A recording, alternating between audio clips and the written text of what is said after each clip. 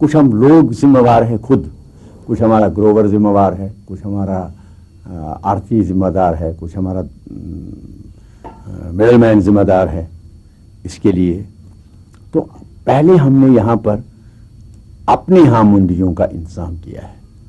اب ایک منڈی ہماری پارمپورہ میں ہے، اس کو ہم نے نئے لائنز پر، سوفسٹیکیٹڈ لائنز پر، ٹیکنالوجیز، نئی ٹیکنالوجیز، اسٹینڈرڈائزیشن کا سلسلہ جو ہے اس کو کرنا ہے. اس کے ساتھ ساتھ ہماری سوپور کی بڑی منڈی ہے.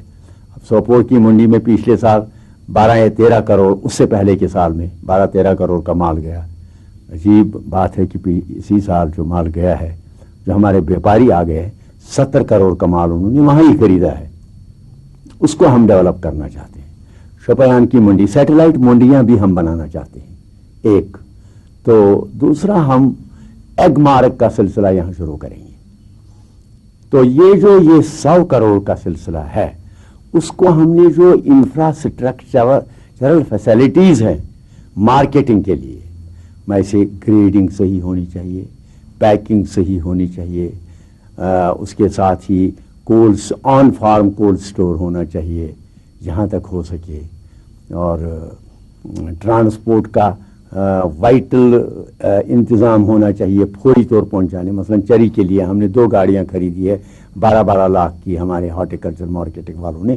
تو اس میں چری تو 2 دن کے اندر وہ دلی آئے، 1 دن کے اندر 25-27 گھنٹوں میں پہنچ جائے. چری ویسے کی وہی، اس میں ریفریجریٹرل فیسلٹیز جو ہوتی ہے وہ ہے.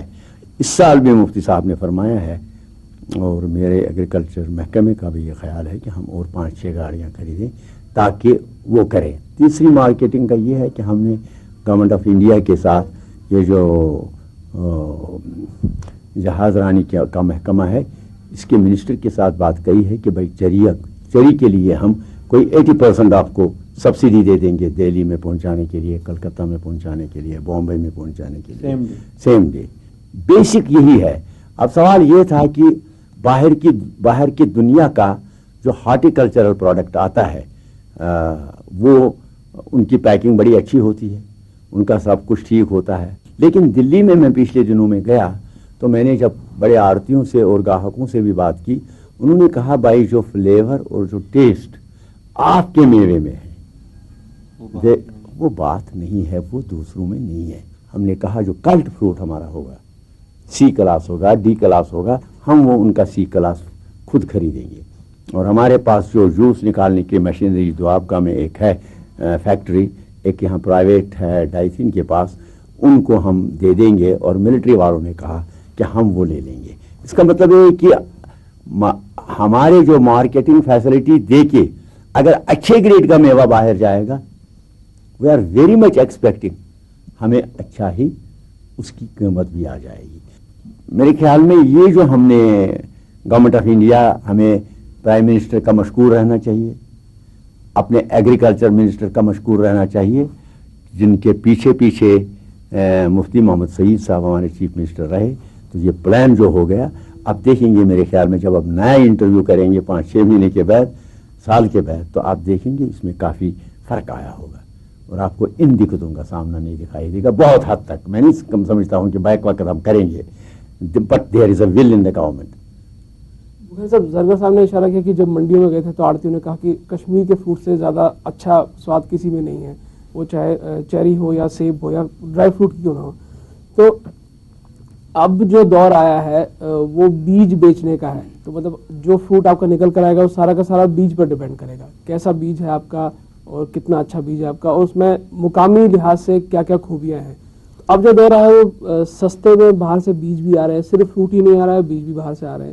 اس کو لے کر کسان کتنا اویئر ہے جموں کشمیر کا کہ اس کو کون سا بیج لگانا ہے وہاں پر کہ پتہ لگے کہ وہ اپنے سارے زیادہ فروٹ کے چکر میں اپنے سارے پیڑ بدل ڈالے کہ 2 سال میں مجھے زیادہ فروٹ نکلنے شروع ہو جائے گے. تو ان چیزوں کو لے کر کتنا جانکار ہے؟ میرے خیال سے ان چیزوں کو لے کر کافی جانکاری ہے، کیونکہ ہارٹیکلچر ڈپارٹمنٹ جو ہے، میں نے خود دیکھا ہے کہ بہت جگہ پہ انہوں نے جو ڈیمانسٹریشن پلانٹس لگائے ہیں، وہاں پہ انہوں نے نئے قسم کے جو سیڈز، جیسا کہ آپ نے کہا، جو باہر سے آئے ہیں، ان کا تجربہ کیا ہے. پرابلم پھر وہیں پہ آتی ہے کہ مارکیٹنگ میں، جہاں پہ گریڈنگ کے معاملے میں یا صفائی کے معاملے میں یا اٹریکشن کے معاملے میں ہمارا سیب جو ہے یا پیکنگ جو ہے وہ بہت پیچھے رہتی ہے. اور یہ بھی ہے کہ آپ دیکھ لیجئے کہ دلی تک یہ ہمارا سیب کیوں جاتا ہے, بنگلور مدراس تو جاتا ہی نہیں ہے, بہت کم گاڑیاں جاتی ہیں, کیونکہ اس میں سب سے بڑی پرابلم یہ ہے کہ ہمارے پاس ایک ڈپارٹمنٹ ہے, اس کا نام ہے ہارٹیکلچر پلاننگ اینڈ مارکیٹنگ, وہ دلی سے باہر جاتے نہیں ہیں.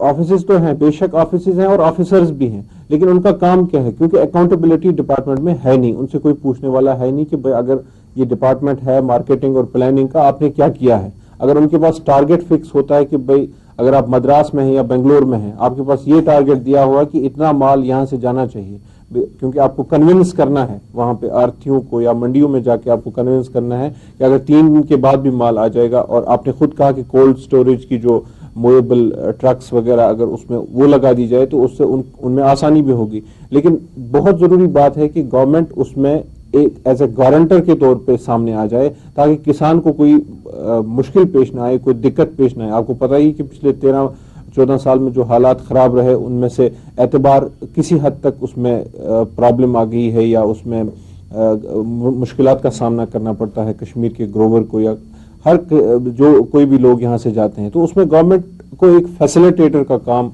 کرنا چاہیے, خاص کر اس ڈپارٹمنٹ کو جو اس کے لیے بنایا گیا ہے, اور اس کو اکاؤنٹیبل بنانے کی بہت ضرورت ہے. زکر صاحب, اکاؤنٹیبلٹی کا سوال پچھلے کئی سالوں سے لگاتار ہر بار سرکار کے ہر وزیر سے پوچھا جاتا رہا, تو کیا وجہ ہے کہ سرکاری جو نوکر ہیں وہ کام وقت پر اور پورا نہیں کرتے ہیں, اس کے لیے اس کو امپلیمنٹیشن میں اتنی دقت کیوں رہتی ہے؟ یہ سوال تو ہر ایک کے ذہن میں ہے, اور یہ سوال حقیقت پر بھی کچھ % مبنی ہے. اس میں ایک فیکٹر یہ بھی ہو سکتا ہے کہ یہ جو ٹرموائل کا سلسلہ یہاں رہا جموں کشمیر میں, اس نے یہاں کے لوگوں کو پریشانی کی حالت میں ڈال دیا. اس میں چاہے ملازم تھا ہارٹیکلچر کا, ایگریکلچر کا, ریونیو کا یا کسی اور کا, اور عام لوگ. لیکن یہ بڑی بدقسمتی ہے کہ ہم اگر نام لے لیں گے کسی دوست یا کسی گورنمنٹ کا کہ انہوں نے نہیں کیا ہے. اور ہماری بھی, میں بھی کانگریس میں رہا ہوں, اس زمانے میں بھی تھا, مجھے یاد ہے ڈی پی صاحب میرے ساتھ آئے نور آباد, اور ہم نے ہارٹیکلچر کا سلسلہ شروع کیا درخت دینے.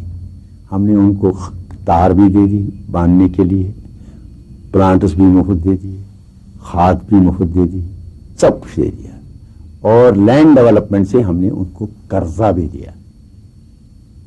لیکن ہر پنچایت گھر میں جا کے وہ 2-4 جگہ بیٹھے, انہوں نے ان کو بتایا کس طرح سے یہ کرنا ہے, آفیسر بھی ساتھ. ہم لوگوں نے اس کو فالو کیا, اور اس کے بعد اس نے اکاؤنٹیبلٹی کا یہ سلسلہ تھا, ہر 6 مہینے کے بعد وہ لیتا تھا کتنے پلانٹس کس کو دیے تھے, اس میں سے کتنے خراب ہو گئے اور کتنے ہیں. یہ اکاؤنٹیبلٹی کا سلسلہ ایکسپینڈیچر میں ہو, پیسٹیسائڈس لانے میں ہو, صحیح یا غلط فرٹیلائزر میں ہو, یہ پچھلے 10-15-20 سال سے ٹوٹلی غائب ہو گیا. لیکن آپ خیال رکھیے کہ یہ جو ہماری گورنمنٹ ہے, اگر اللہ نے اس کو صحیح سلامت سے چلایا تو اکاؤنٹیبلٹی بھی ہوگی, اور آئندہ جو کچھ بھی پیسہ خرچ ہوگا وہ صحیح طریقے سے ہوگا. جیسا کہ آپ نے دیکھا کہ سرکار کے ارادے نیک ہیں, ارادے مضبوط ہیں, اور کوشش جاری ہے, لیکن ضرورت ہے کمر کسنے کی اور ہر محکمے کو چاک چوبند کرنے کی, تاکہ جموں کشمیر میں کاشتکاری کا بھوشیہ زیادہ بہتر ہو سکے. آداب.